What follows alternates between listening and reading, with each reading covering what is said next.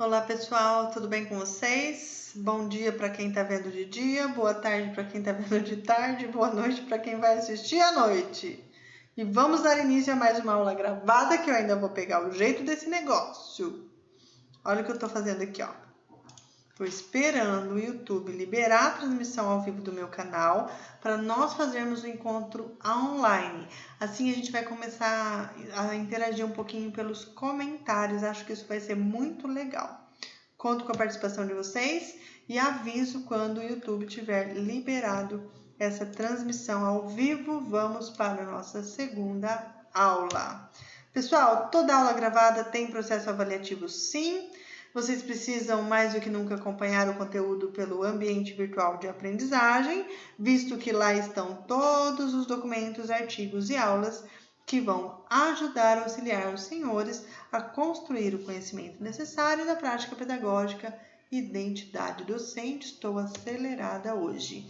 Dia 24/3, nossa segunda aula gravada, início de uma nova história, início da unidade 2. Lembrem-se que vocês têm até o dia 27/3, às 23h59, para acessar a unidade 1 e a unidade 2 e todos os links que ali estão compostos para que os senhores acumulem 200 pontos nas atividades parciais. Não esqueçam disso. Já contei para o meu coordenador que todos os meus alunos estão em dia com as suas atividades. Portanto, vocês não me decepcionem. Olha lá. Nós conversamos então na aula anterior sobre a unidade 1. Então aqui nós verificamos que a unidade 1 é composta por combos, combo pré-aula, combo aula e combo pós-aula. Vocês precisam acessar todos esses links para então concluir a unidade. Lembrando que os conteúdos pré-aula vocês precisam acessar quando? Antes da aula. Ok? E após a aula. Quero acreditar que agora que nós estaremos entrando na unidade 2, os senhores já entraram na unidade 2 e já consumiram o combo pré-aula, tudo bem? Visto que essa é uma disciplina modelo institucional, a própria instituição coloca o conteúdo que faz parte da disciplina lá nos links. Mas, devido ao contexto atual, eu também estou postando. Então, olha lá, tudo que estiver postado pelo professor, foi eu que coloquei. Inclusive, essas 3 unidades do ensino aqui, essa aula é a aula gravada, é a nossa primeira aula gravada. E lá tem atividades avaliativas, como, por exemplo, a resposta das diferentes questões em relação às 3 idades do ensino, a idade da vocação, a idade do ofício e a idade da profissionalização. E vocês só vão conseguir responder essas perguntas bem respondidas, com conhecimento, além de assistir a aula, fazendo a leitura desse artigo bonitinho que está aqui, de Maurice Tardif, 2003. Lembra que nós discutimos na aula anterior, presencial ainda? Então, fiquem atentos e acompanhem de forma responsável os links que vão estar disponíveis para vocês. Unidade 2. Quem garante o direito de todo aluno aprender? Que saudade de ouvir vocês conversando comigo, de vocês respondendo as perguntas que eu levanto de forma tão inteligente como só vocês sabem fazer. Uns rindo para mim, rindo de mim, eu nunca sei o que está acontecendo, o que está passando pela cabeça de vocês, mas estou com saudades, deixo a questão registrada aqui. Bom, hoje, especificamente, vamos falar dos direitos de aprendizagem e o currículo escolar. E de tanto tentar fazer gravação de aulas e apaga e grava, a gente vai já enrolando as palavras. Eu preciso de uma fonoaudióloga, porque eu já estou comendo as sílabas, os acentos das palavras. Vocês tenham paciência comigo. Pessoal, sabemos da história da docência do Brasil que em séculos passados a educação era um privilégio de uma pequena parte da sociedade, conhecida como a elite social. Apenas com o passar do tempo, a educação foi garantida pela legislação. E foi aí que nasceu aquela história de que lugar de criança é na escola. O ensino passou a ser obrigatório e dever do Estado de oferecer educação pública. Acontece que adianta só oferecer educação pública? Não. Essa educação pública, ela precisa ter qualidade, ela precisa ser efetiva e, de fato, impactar na qualidade de vida das pessoas e no desenvolvimento social, porque o Estado, ele não é bobo, ele vai te dar educação gratuita, mas depois ele vai pedir uma moeda de troca. Você precisa estar preparado por meio da educação gratuita para servir a sociedade com o fruto do seu trabalho. Bom, nós sabemos que a historiografia da educação do Brasil, em sua maioria, ela é contextualizada de forma organizadinha, seculares, uma organização política. Lembra que eu comentei sobre o Brasil colônia, o Brasil império, os índios, os jesuítas? Então é uma história contada de uma forma muito organizada. Com relação às datas seculares, nós temos ali marcos históricos, nós citamos grandes heróis, então a gente vai encontrar na história Gil, Anísio Teixeira, o próprio Paulo Freire. Nós temos uma história ordenada cronologicamente, nós temos o aparecimento das leis garantindo o direito de aprendizagem de todo aluno. Então, assim, será que realmente a história do Brasil ela é tão organizada assim? A história da educação no Brasil? Será que essas datas, esses grandes heróis, esses marcos históricos realmente estão relatados nessa ordem com que aparece na literatura? E é nesse questionamento, pessoal, que nasce a Escola dos Análises. O material de vocês lá no referencial teórico, se não me engano, na unidade 2, pelo menos, não cita essa escola, mas eu estou colocando aqui para vocês como um complemento, levando em conta que vocês já leram o material que está lá. Então, a Escola dos Análises, ela nasce ali por volta de 1990, criticando a forma com que essa história é contada. Ela critica o modo tradicional de relatar a história da docência no Brasil, porque ela destaca o estudo do cotidiano. Pessoal, eu estava vendo no Instagram do @eduquecomigo, depois vocês seguem lá, a Patrícia, ela é pedagoga, e ela faz um questionamento em um dos posts dela que eu comento, e inclusive eu adorei esse questionamento. Por que quando se fala de educação, quando se fala de ensino, quando se fala de escola, são os psicólogos que são entrevistados, é ministro da educação, é assistente social? Por que o professor não é chamado na entrevista? Por que o aluno não é chamado para falar sobre a educação que ele recebe? Então, assim, a Escola dos Análises, ela prioriza esse estudo do cotidiano. Onde estavam as mulheres nesse contexto? Quais foram as crianças do passado que receberam esse ensino para falar para nós como era de fato esse ensino e o que de fato elas aprendiam? Aonde estavam os loucos? Eles eram inseridos no contexto do ensino? Então, essa ordenação cronológica, essa organização romântica que eu apresentei na aula passada, ela é questionada. Inclusive, eu lembro do Beto nos fazendo a complementação na aula de que a educação ela foi imposta aos índios, não foi algo tão bonito como contado. Então é muito importante que essas questões sejam levantadas e que essa crítica à história evolucionista levantada pela Escola dos Análises seja analisada, de olhar a literatura em relação às críticas que são realizadas a partir da Escola dos Análises para contextualizar a história da docência no Brasil, porque amanhã os senhores estarão atuando como professores e a identidade de vocês depende, com certeza, de toda a construção de conhecimento que vocês estão fazendo durante a formação da graduação. É a partir do conhecimento do passado que você vai nortear as práticas do presente e que as práticas do futuro serão traçadas. Bom, Neste contexto, eu peço para que vocês registrem no diário de campo o porquê vocês acham que a educação é um direito universal dos homens. Por que não se pode afirmar que ela é direito de um povo ou de um país que construiu um sistema público de ensino? Por que é um direito humano? Então, na verdade, é uma pergunta só, ela está dividida aqui em 3, mas por que é um direito humano? Registre a sua resposta no seu diário de campo. É muito difícil, às vezes, você escrever algo sobre o qual você não domina ou sobre o qual você não tem ainda muito entendimento. Mas esforce-se para escrever aquilo que realmente está na sua cabeça, aquilo que está na sua ideia. Porque com o passar do tempo, com as leituras dos textos que vocês farão, vocês vão aos pouquinhos se apropriando desse conhecimento e solidificando melhor as suas respostas. Então, qual que é o objetivo? Que depois da construção de todo um conhecimento de uma disciplina, vocês possam olhar no diário de campo essas respostas e falar, poxa, hoje eu já penso de uma forma diferente. Hoje eu consigo solidificar essa resposta baseado em conhecimentos que quando eu respondi essa pergunta eu não tinha.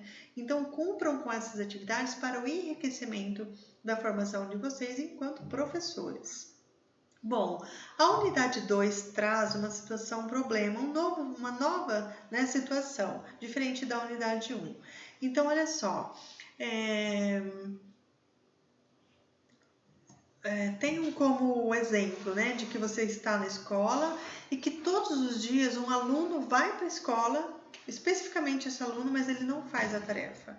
Ele afirma que não tem tempo, ele afirma que ele não consegue fazer essas tarefas. Conversando com outros professores, você chega à conclusão de que esse mesmo fato ocorre nas aulas de outros professores e que a escola já notificou esse aluno de que ele não está fazendo tarefa, mas ele se desfaz do segundo bilhete para que os pais não tomem conhecimento de que ele não está fazendo tarefa e, além do mais, nessa semana ele faltou na aula. Então, você, professor, o que você faz? E de acordo com a atitude que você vai ter com esse aluno, justifique a sua ação do ponto de vista educativo. Por que você está tomando essa decisão com o seu aluno? Então, escreva no seu diário de campo o que você faz numa situação dessa, tão corriqueira e tão comum, presenciadas na escola. Escreva o que você pensa a respeito disso, para que nós possamos, então, discutir como que essa lição de casa, como que essa tarefa que não é realizada, ela se relaciona com os direitos de aprendizagem, que é o assunto da aula de hoje, da unidade 2.1. Não esqueça de fazer o registro no seu diário de campo. Não importa se a sua resposta é simplista, se você não tem muitos argumentos, ou se você mal consegue visualizar uma ação profissional. Torce aí, espreme esse limão que sai alguma coisa. E ao longo do tempo a gente vai solidificando melhor as respostas que nós vamos consultar com o passar do tempo.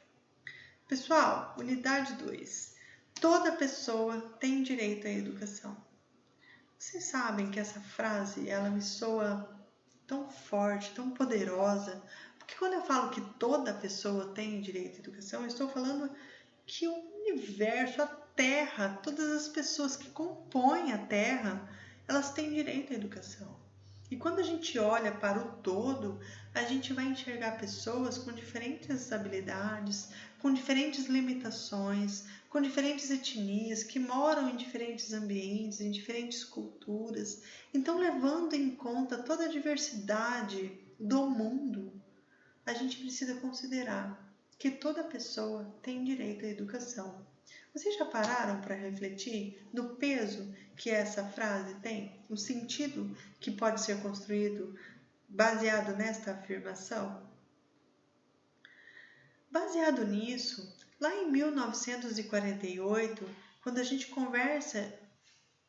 a conversa é sobre que toda pessoa tem direito à educação, não tem como nós não pautarmos a nossa conversa nas declarações, na Declaração Americana dos Direitos e Deveres do Homem e na Declaração Universal dos Direitos Humanos. Então, olha só, lá em 1948, em Bogotá, na Colômbia, os representantes da América Latina envolvidos com os aspectos educacionais, eles se reuniram nessa Conferência Internacional Americana para discutir questões ligadas aos direitos e deveres do homem.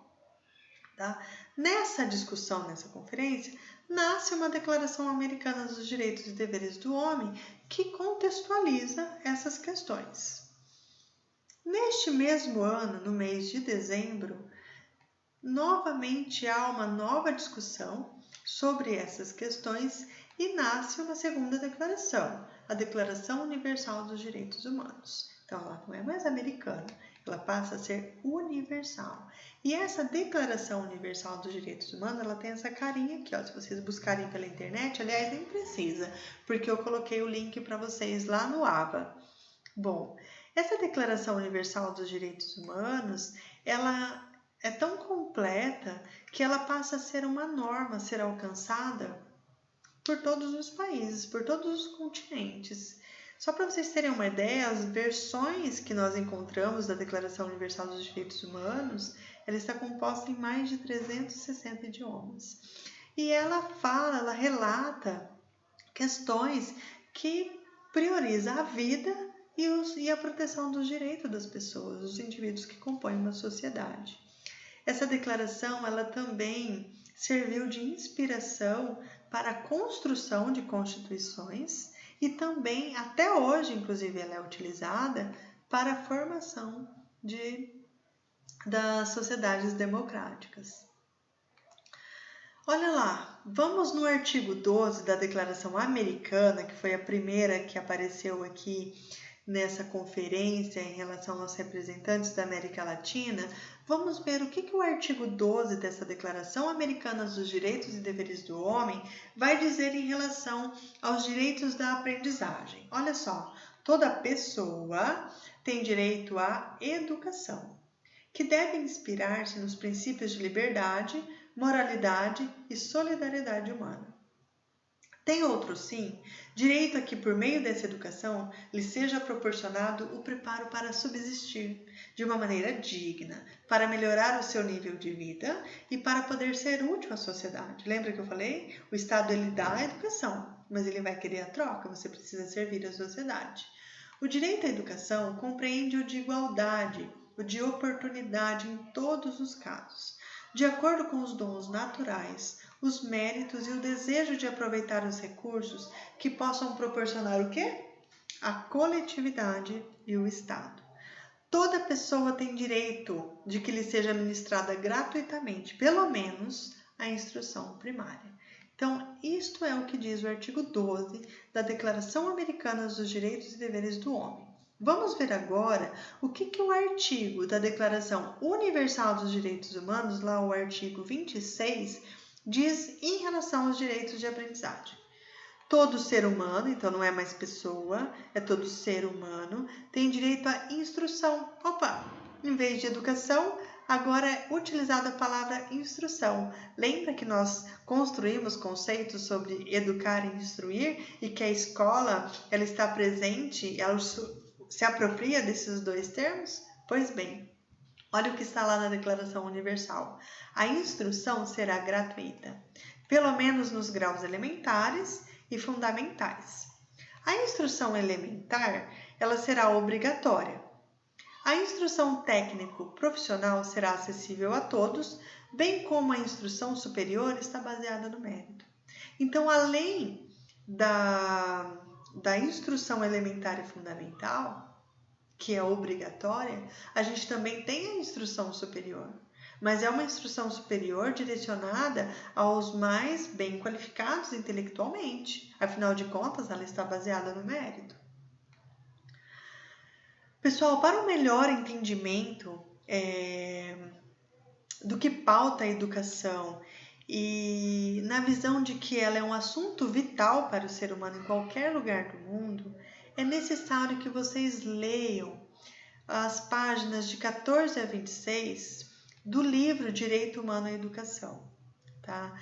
Essas páginas elas vão contextualizar esses seguintes tópicos: a educação e direitos humanos, os direitos humanos, um pouco da história, as características desses direitos, a educação na visão como direito, as características do direito à educação e as dimensões desse direito. Então é muito importante que vocês façam a leitura, está lá no link da unidade 2, porque quando vocês terminarem essa leitura, vocês precisam anotar lá no seu diário de campo o que mais te chamou a atenção nesse texto. E você vai tentar responder essa seguinte questão: por que a educação é um direito universal? Lendo essas páginas, são um pouquinho mais de 10 páginas, vocês vão responder então por que a educação é um direito universal. Então, olha só, unidade 2, está lá na pré-aula, tá? Olha só, pré-aula, direito humano à educação, leitura das páginas 14 a 26. Vocês acessem lá na pré-aula. Também está disponível na internet por meio deste link, mas prefiro que vocês acessem por aqui, porque assim vocês já concluem esse link de acesso para fazer posteriormente o acesso aos outros links e garantir a pontuação de acesso até o dia 27/3 das unidades 1 e 2. Tudo bem? Então acessem lá, façam essa leitura e respondam a pergunta: por que a educação é um direito universal? No seu diário de campo. Pessoal, seguindo essas mesmas ideias, essa mesma linha de raciocínio, lá no referencial teórico de vocês, inclusive estou com ele aqui em mãos, ele contextualiza de que a educação escolar, o que é ensinado na escola, ela serve de base para o indivíduo ter sobrevivência e bem-estar social. Sem a escola, contextualizamos que ela não vai possuir o conhecimento acumulado pela humanidade.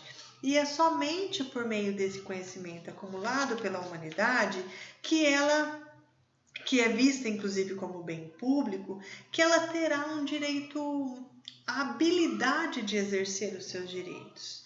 Então, os ensinamentos construídos nas escolas, o ensinamento que ela recebe na escola, passa a ser um ensino educativo construído para que a pessoa consiga exercer os seus direitos e deveres políticos, para que ela possa exigir e exercer os seus direitos e para que ela possa, então, ser um cidadão ativo dentro da sociedade que a acolhe.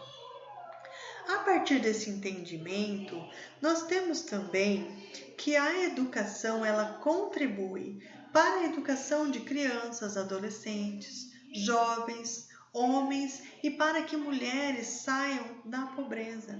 Então, a partir do momento que a educação ela serve para que diferentes indivíduos de diferentes faixas etárias saiam da pobreza, eu tenho que essa educação recebida na escola, ela vai preparar essa pessoa para o exercício do seu trabalho, para um campo de trabalho. Ela vai sair pronta da escola para exercer uma função na sociedade, para servir a sociedade. Além do mais, a educação também vai pautar as seguintes questões que envolvem a sociedade. Ela evita a marginalização da mulher, ela evita a exploração sexual, ela diminui e extermina o trabalho infantil e ela ajuda no enfrentamento das discriminações e dos preconceitos.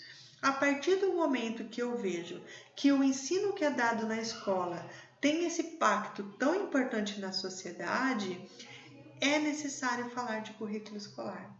Então, a gente foge um pouquinho daquelas questões técnicas, de todo o conhecimento de diferentes disciplinas que é dado na escola, para falar um pouquinho de currículo escolar. Porque se o que eu ensino na escola vai impactar diretamente na formação de uma sociedade, eu preciso então organizar aquilo que será ensinado. E quando a gente fala de organização de conteúdo, a gente fala de currículo escolar.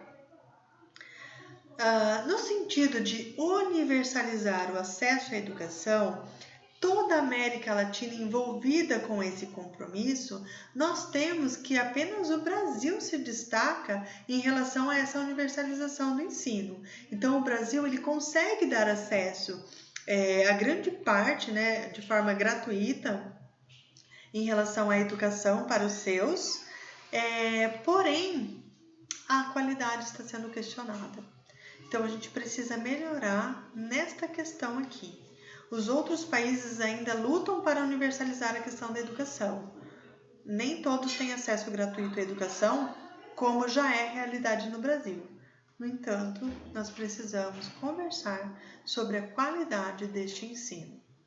Bom, para falarmos na universalização de acesso à educação, a organização dos conteúdos que se dará na escola, nós precisamos falar de currículo. E quando eu falo de currículo, eu falo de diferentes documentos que norteiam os conhecimentos que precisam ser ensinados na escola. Então, nós vamos abordar a questão dos parâmetros curriculares nacionais, que é um documento que nem é válido mais, mas muito citado na literatura. Nós temos agora o aparecimento da Base Nacional Comum e nós temos também os referenciais curriculares organizados por estado, porque embora é necessário organizar os conteúdos que vão ser dados na escola, eu preciso respeitar a questão da diversidade cultural. Só no Brasil nós temos uma diversidade, acho que é o país, e eu falo isso com muita tranquilidade, que mais tem diversidades étnicas, geográficas, né? O Brasil é um país muito grande, culturalmente rico. Então, a partir do momento que eu olho para essas diferenças, eu preciso, a partir de um documento que norteia os assuntos que serão abordados na escola, eu preciso direcioná-los de forma diferenciada para cada estado, porque a realidade do Sul não é a realidade do Nordeste, porque a realidade do Sudeste não é a mesma realidade do Centro-Oeste, entende? Então, esses documentos, eles norteiam o que será ensinado na escola, levando em conta que tudo que é ensinado na escola vai impactar diretamente na sociedade. Bom, a partir disso, pessoal, é preciso que vocês façam a leitura deste texto de José Sérgio Carvalho, A Democratização do Ensino e a Polêmica Conceitual. Vocês vão ler esse texto e vão elaborar 3 questões relacionadas a este artigo e vocês vão enviar por mensagem no AVA até o dia 31/3. Então, lá no portal do AVA, em algum lugarzinho lá, no meu portal fica do lado direito, em minhas mensagens. Veja se no de vocês também ficam do lado direito lá em cima. Então, tem lá minhas mensagens, vocês vão direcionar essa mensagem para mim, Valquíria Batista de Andrade, provavelmente esteja sem o meu nome lá, e vocês vão me mandar 3 questões. Professora, já estou ouvindo vocês falarem, precisa responder essas questões? Não precisa. Vocês vão ler este documento, ele está disponível lá no portal, na unidade 2, e vocês vão levantar 3 questões que não precisam ser respondidas por vocês, ok? Ela está lá na unidade 2. Verifiquem, qualquer dúvida me avisem por mensagem e vamos ver se no nosso próximo encontro a gente consegue fazer uma aula online e interagindo por meio dos comentários. Acho que vai ser muito legal. Agradeço a atenção de todos e antes de terminar essa aula eu vou fazer a chamada. Adriana dos Santos, Alex Vinícius, Aline Prates, Amanda Lanza, Ana Júlia Lauton, Andressa Martins, Ariane Bridiroli, Ariane Piacentini, Bárbara Tosi, Caroline Santos de Paula, Dione Moreira da Silva, Elcio Júnior, Helena Oliveira, Heriberto Silva, Eric Campos, Franciele Garbo, Gabriel Henrique Mateus dos Santos, Giovana Santana Maquias, Guilherme Gomes, Guilherme Carvalho, Igor Delorosa, Jéssica Piso, John Scusiato, Juliane Moraes, Lara Nascimento, Larissa Sanches, Lorena Gonçalves, Lucas Guilherme, Marcelo Gubruch, Maria Luísa Volk, Mariana Moreira, Matheus Pereira, Matheus Henrique Toloto, Milena Aparecida da Silva, Milena Queiroz, Natália Melo, Pedro Silva, Poliana Ferreira, Sabrina Pereira, Suelen Miranda, Tainá Cristina, Vitor Hugo Moraes, Vitor Hugo Rompato, Adrian Thiago de Oliveira, Anderson Rodrigues dos Santos, Camila Eduardo Costa de Melo, Camila Nunes, Eduardo Grazioli, Érica Oliveira, Gabriela Bieleche, Gabriela Covri, Guilherme Ramos, Gustavo Domingues, Jennifer Maia, Juliana Serafim, José Augusto Lopes, Júlia Moura, Kenny da Silva, Leonardo Góes, Luiz Henrique Oliveira, Marcelo Santos Palmeira, Marcos Abreu, Matheus dos Santos, Murilo Salvador, Vanessa Molinari. Ninguém respondeu chamada, vocês vão ficar com falta e depois não falam que eu não avisei. Até o próximo encontro.